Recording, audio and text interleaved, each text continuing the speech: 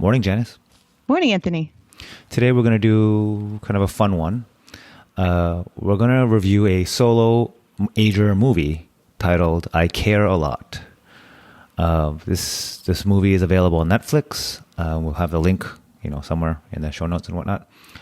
And what I mean by a Solo Ager movie is that it really kind of, or at least part of it, covers kind of a nightmare scenario for Solo Agers. So it's a dramatization of something that's potentially could happen to a lot of our Solo Ager friends and listeners. But it is a movie, it is a Netflix movie. So there Right. are some... It's fiction, but... Yeah, there are some exaggerations or dramatizations. So what we're going to do is we're going to separate... we're going to talk about 7 things and whether or not they're more of a myth or more of a reality. Based on, we don't know everything, just based on our experience, right? Right. And just a heads up, we will be mostly discussing the first 30 minutes of the movie, which is kind of the setup of the whole story arc. But and that's really where they cover all the sort of the legal landscape of this kind of situation. But nonetheless, spoiler alert. So Yes. if you want to watch it, and maybe watch it first and then come back, save this episode, watch it first and then come back. All right. Yeah. Yep. We'll try not to give anything away, but can't guarantee. So Janice, can you start off with a really high level explanation of what happens to Miss Peterson and who Marla is, and then not too much detail, and then we'll get into all those little All right. myths and versus facts as afterwards. So Marla, the main character, she's a guardian. It seems like that's her sole job, is to be guardians for those that are incapacitated. So that's Miss Robinson, right? Is it Robinson? Yeah. I have no idea what her last name was. I forget her. They say it a lot, but so she is deemed to be incompetent, and then Marla has to take over her affairs and such.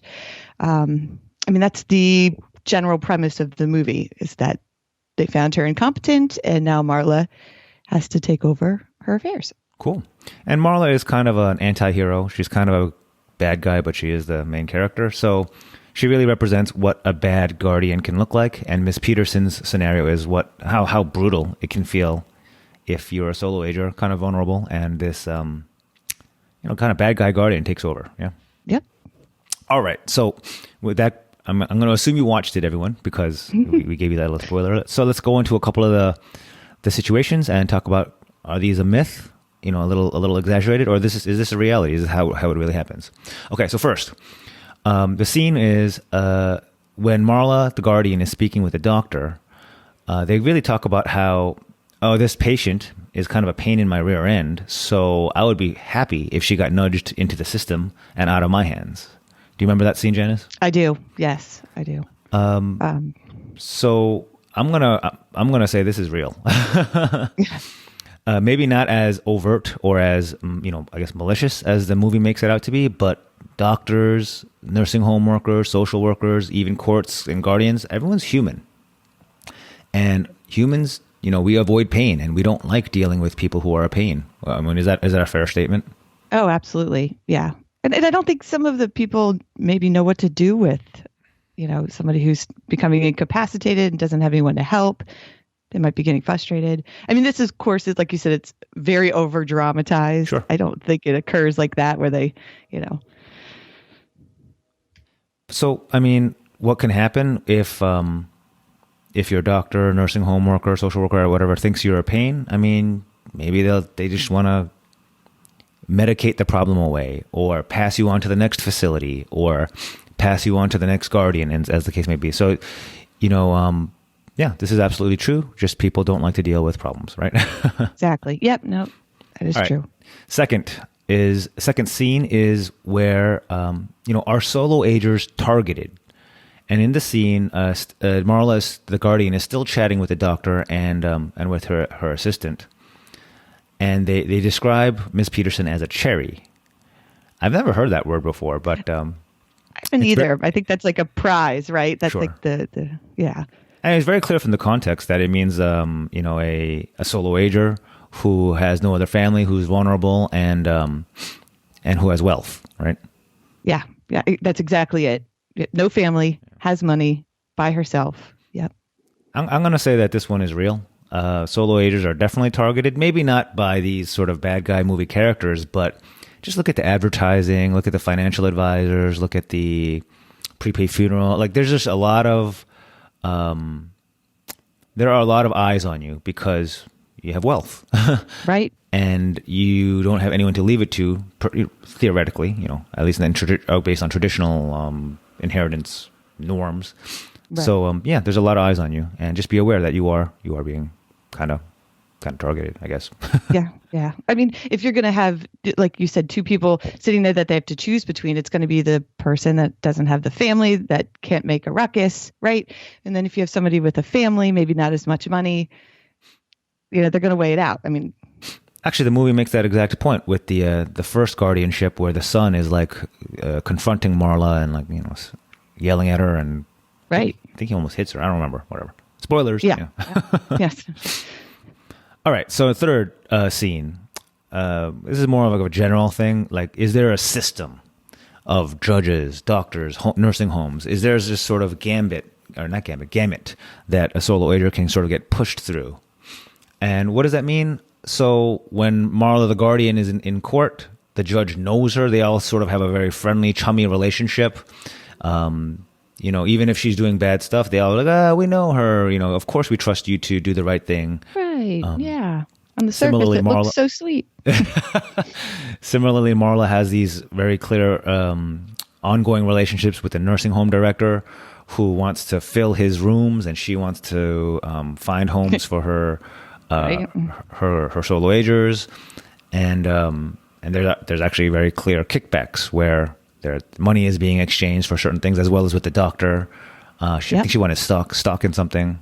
Yeah, stock, and it seems like everybody was involved financially. So my take on this, Janice, is that there definitely is a system. Of course, it's, at least I haven't seen it be as overt and as dramatized as people straight up saying, "Here, I'm going to give you $2,000 a week for this room," or not. But I mean, there is a system, and everyone knows each other, and everyone, or not everyone, a lot of people know each other, and once you're in the system, it's really hard to get off those rails. You're getting pushed in a certain direction, from the court to the guardian to the nursing home to the social worker. Yeah. Yep. Absolutely. And you saw in the movie, I mean, they were getting, not to give too much away, but they were getting pushed around to one place to another to make it easier, harder. Yep. And, even the, we already said spoiler alert. So even Miss Peterson's, very, very dangerous and powerful gangster son couldn't get her out of the system. I mean, that's how, the system is set up, right? Yeah. Okay. Fourth scene. And this is more of a general thing, but where Marla knocks, what's her name? Miss Peterson, our solo ager, is having a nice cup of morning tea. Yes. And suddenly there's a knock on the door, and it's a total stranger who says, "I am your court-appointed guardian. Come with me. Otherwise, you won't have to deal with these sheriffs down the street." Very, very scary scene, actually. I thought that was well done, in terms of how scary it can be. Yeah.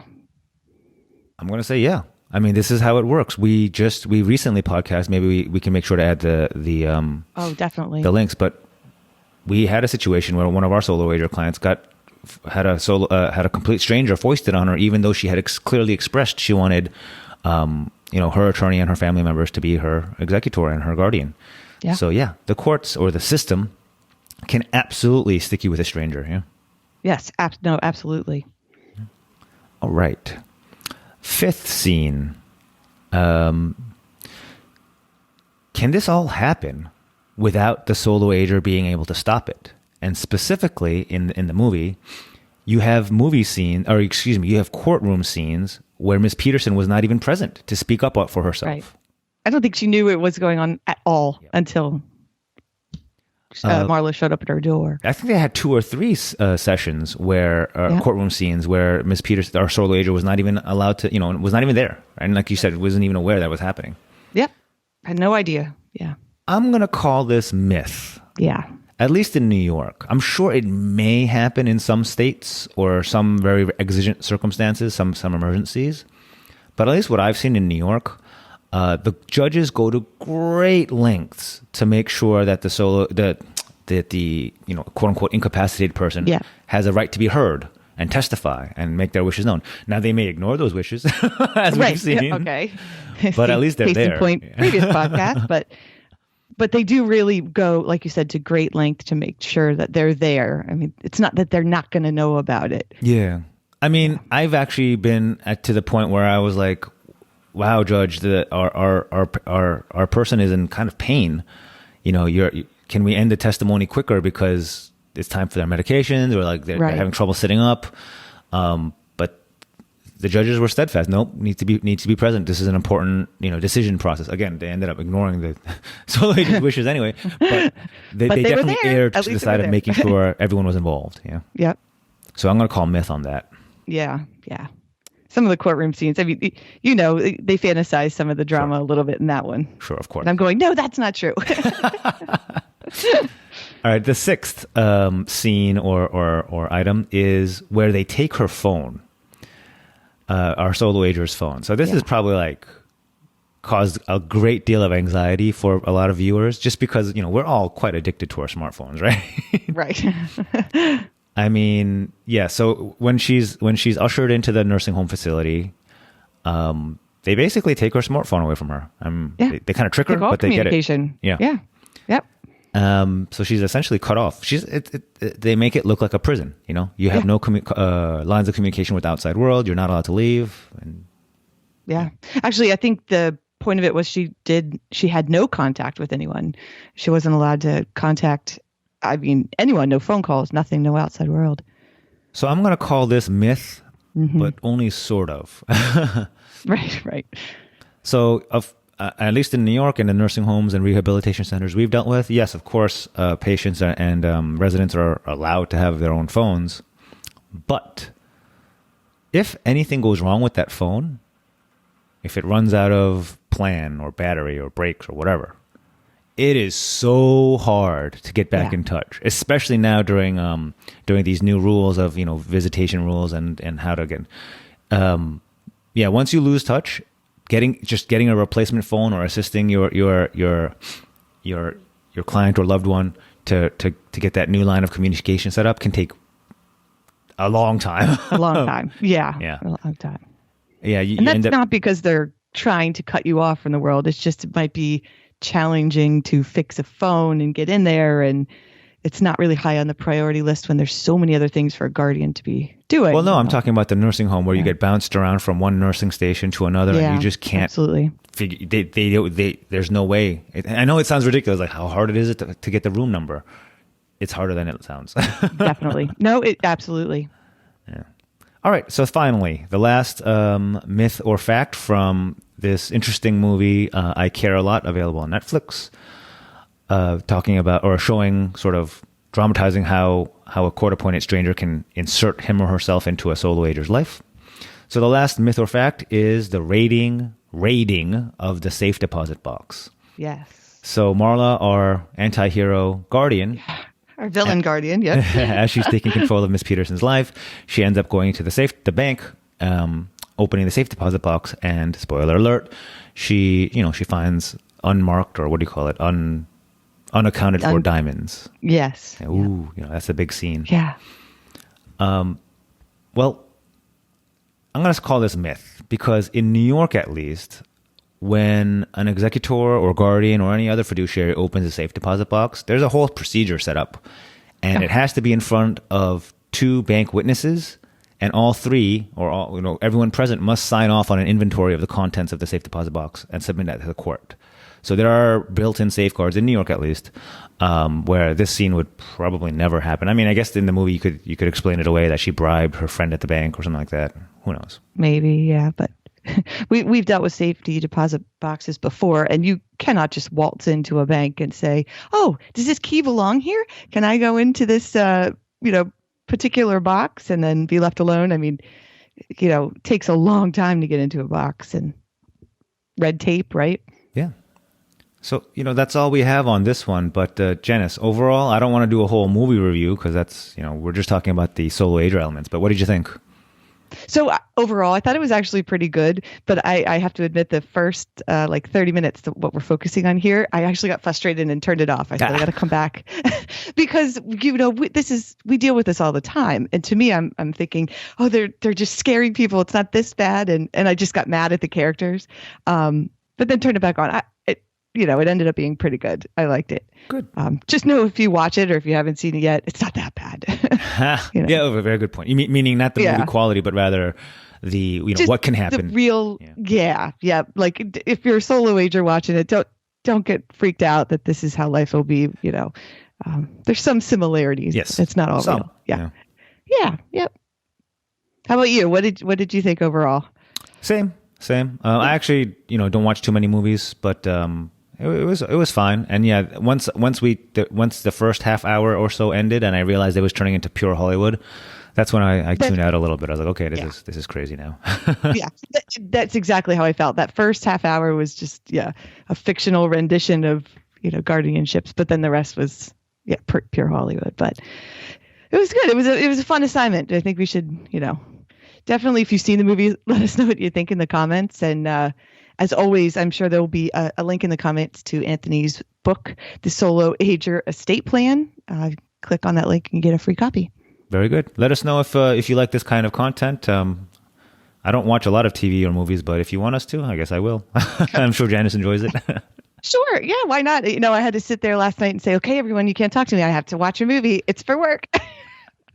So anytime, bring it on. Yes. Very good. All right. Well, thanks again, Janice. Thanks everyone for listening, and we'll talk soon next time. Bye. Talk soon.